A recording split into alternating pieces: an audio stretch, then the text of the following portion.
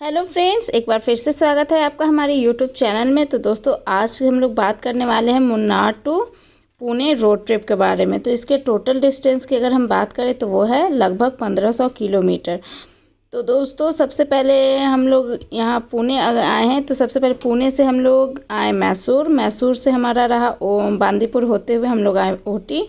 ऊटी से हम लोग गए कोयम्बटूर, और कोयम्बटूर से हमारा कोच्चि का सफ़र रहा। कोच्चि के बाद हम लोग आए मुन्नार, और मुन्नार से अब हम लोग निकल रहे हैं पुणे के लिए। तो अभी हम लोग हैं मुन्नार की खूबसूरत वादियों में। यहाँ आप देख सकते हो चारों तरफ कितनी हरियाली है, और यहाँ आपको चारों तरफ टी गार्डन दिखाई दे रहा है। ये देखिए, उधर सारे जगह आपको सिर्फ और सिर्फ टी गार्डन ही दिखाई दे रहे हैं। और दोस्तों, ये भी कहा जाता है कि चेन्नई एक्सप्रेस की अधिकतर शूटिंग यहीं हुई है, मुन्नार में। तो दोस्तों, मुन्नार तो ऐसे ही फेमस है चाय के बागानों के लिए। और यहाँ का मौसम की मैं क्या ही बोलूँ, बहुत ही ज़्यादा औसम वेदर है यहाँ का। तो हम लोगों का पुणे से मैसूर का सफ़र रहा, और मैसूर में हम लोगों ने 2 दिन स्पेंड किया। उसके बाद हम लोग ओटी के लिए निकल गए। ओटी में भी हम लोगों ने 2 दिन बिताया, और तीसरे दिन हम लोग पहुँचे कोयम्बटूर के लिए। कोयम्बटूर में हम लोग 1 दिन स्टे किए, और आदि योगी के दर्शन करने के बाद हम लोग वहाँ से निकल गए कोच्चि के लिए। कोच्चि में हम लोगों ने मरीन ड्राइव एंजॉय किया, और उसके अगले दिन हम लोग निकल गए मुन्नार के लिए। और मुन्नार में हम लोगों ने 1 दिन पूरा बिताया। तो दोस्तों, हमने 12 दिन की छुट्टियाँ ली, और हम लोगों ने ये रोड ट्रिप प्लान किया।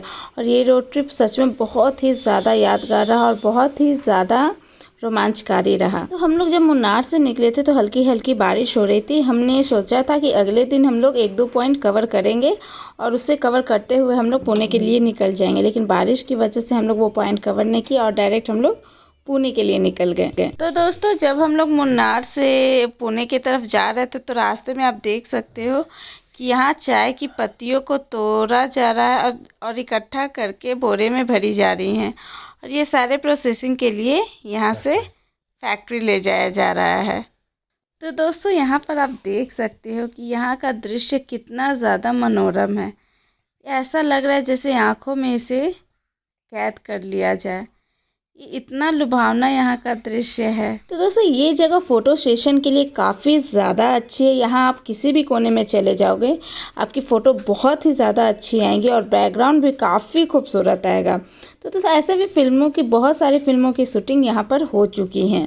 शाहरुख खान और दीपिका पादुकोण की एक मूवी आई थी चेन्नई एक्सप्रेस, उसकी भी अधिकांशतः शूटिंग यहीं मुन्नार में हुई थी। और दोस्तों, ये जो लोकेशन है, कहा जाता है कि गाने हैं कश्मीर टू कन्याकुमारी, उस गाने की शूटिंग इसी लोकेशन में हुई है।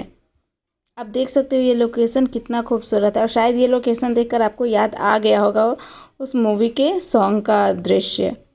तो दोस्तों, कहीं दूर दक्षिण भारत में घूमने का अगर आप प्लान बना रहे हैं तो इस बार केरल में बने पहाड़ी स्थल मुन्नार ज़रूर जाएं। यहीं पर फिल्म चेन्नई एक्सप्रेस की अधिकतर शूटिंग हुई है। केरल की राजधानी तिरुवनंतपुरम से 280 किलोमीटर दूर मुन्नार की सबसे खूबसूरत जगह यहाँ के चाय बागान हैं। 12,000 हेक्टेयर में फैले चाय के बागान आपको बेहद ही खूबसूरत लगेंगे। चाय की बारीकियों को जानना चाहते हैं तो यहाँ चाय के संग्रहालय भी आप जा सकते हैं। तो आप वीडियो में देख सकते हो कि आपको बाहर का नज़ारा कितना ज़्यादा खूबसूरत दिखाई दे रहा है। चारों तरफ हरियाली, ऊंचे ऊंचे पहाड़, पहाड़ पर बादलों घिरी हुई हैं, और कितना ये मनोहर है। रोड ट्रिप का यही तो फ़ायदा है कि आपको चारों तरफ इतना खूबसूरत वादियों के दर्शन हो जाते हैं।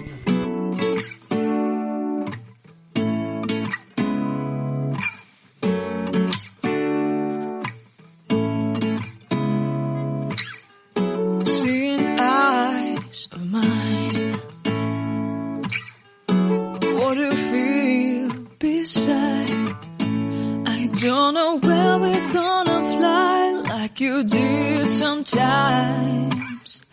Seeing eyes of mine. Love, love, love, I wanna be strong, strong. We're doing wrong, wrong, wrong, but I'll try to fix it. Love, love, love,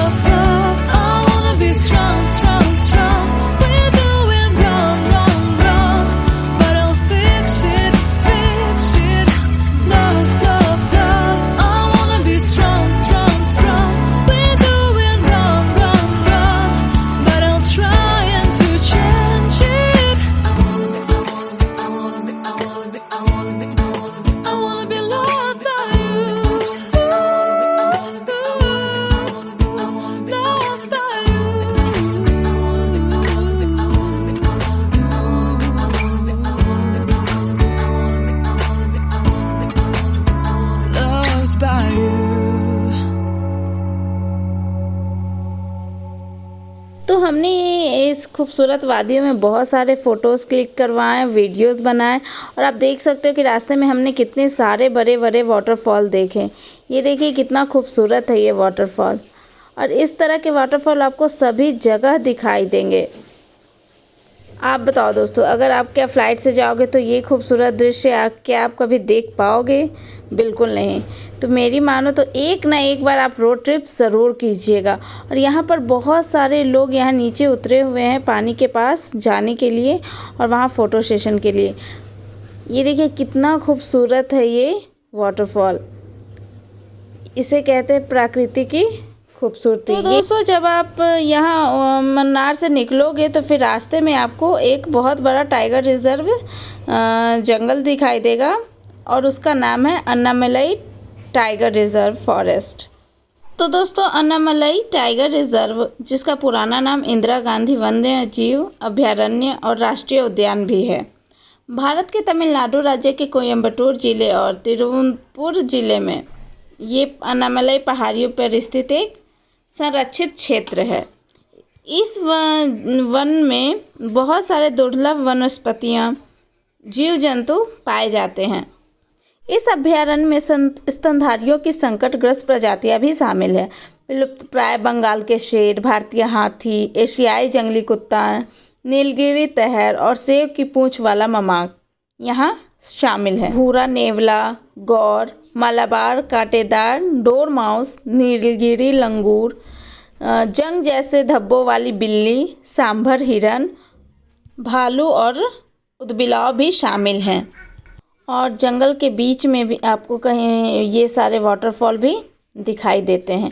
ये देखिए वाटरफॉल कितना बड़ा है और कितना ज़्यादा खूबसूरत है।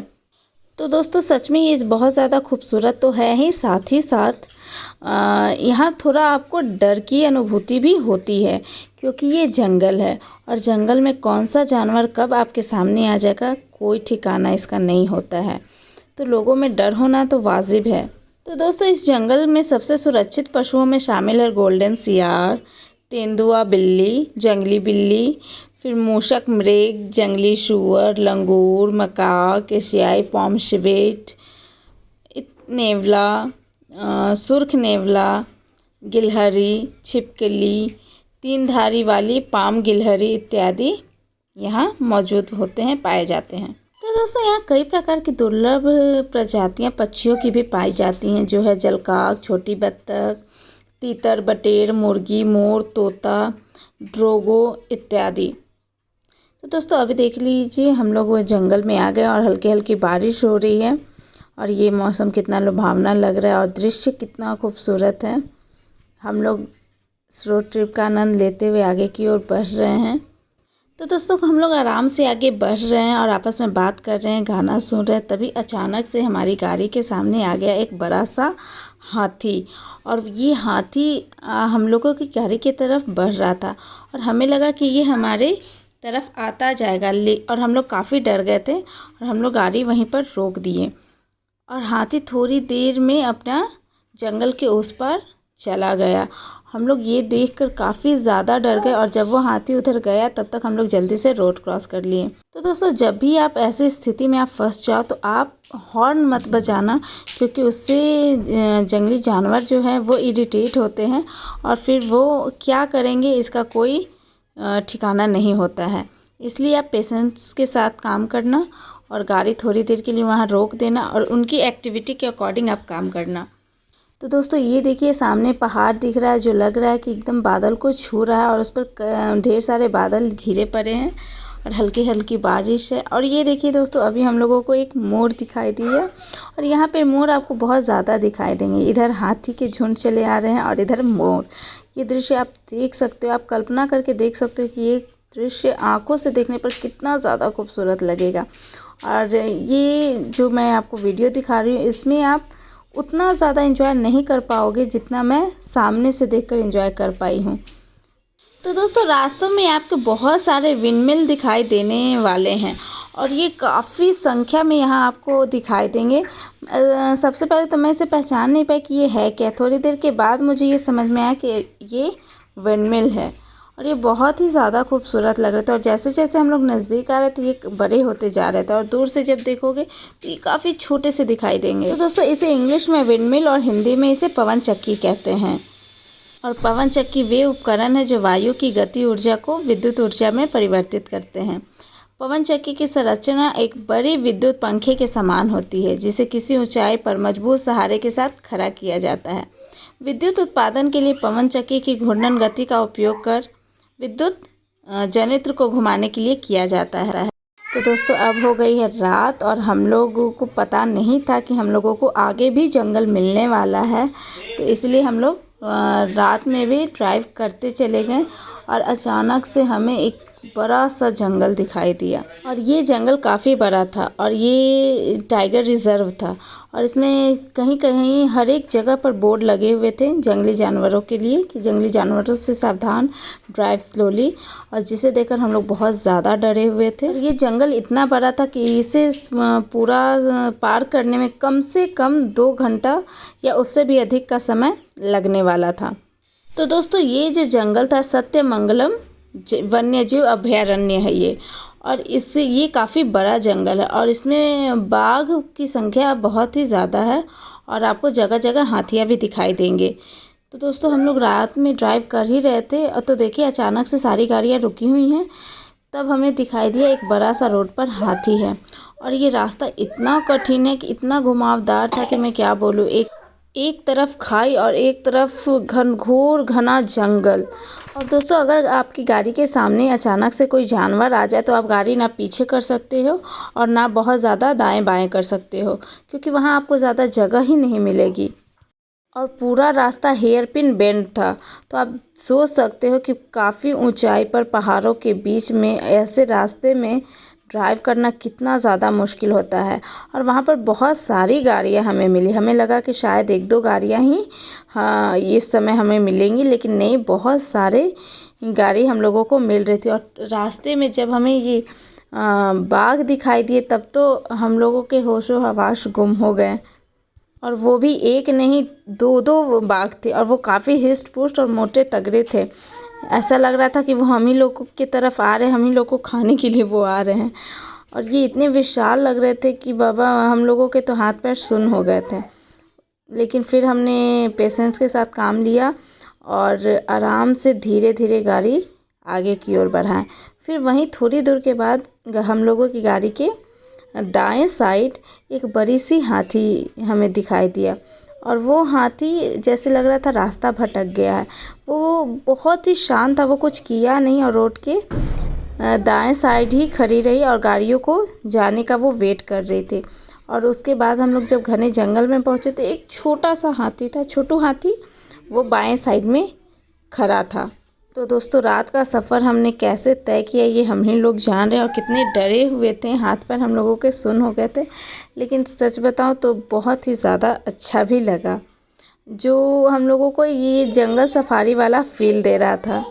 तो दोस्तों उसके बाद हमने रात में मैसूर में स्टे लिया, और उसके बाद हम लोग फिर पुणे के लिए निकल गए। और क्योंकि डिस्टेंस बहुत ज़्यादा थी तो हम लोग अर्ली मॉर्निंग ही वहाँ से निकल गए, तो भी हम लोगों को काफ़ी अच्छा डिस्टेंस वहाँ से दिख रहा था। तो हम लोग गाड़ी में ही अपना खाना पीना लेकर खाते पीते मस्ती करते डांस गाना करते हुए हम लोग धीरे धीरे अपने डेस्टिनेशन की ओर